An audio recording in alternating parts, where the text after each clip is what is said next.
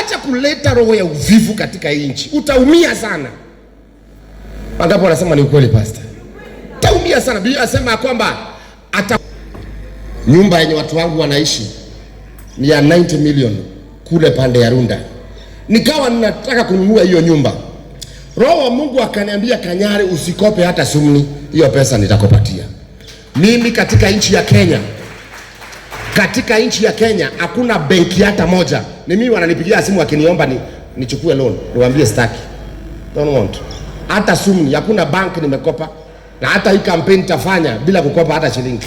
Na nitamaliza bila kukopa. I don't believe katika kukopa. Maana ukikopa baadaye hawa watu watakuja kuchota na aibu. Tulisikia mhubiri mmoja anachotwa pesa kwa sababu alikuwa amekopa almost 1 billion. Na waombea msiwe na roho ya kukopa. Muwe mnakopesha wala sio kukopa. Sema amen.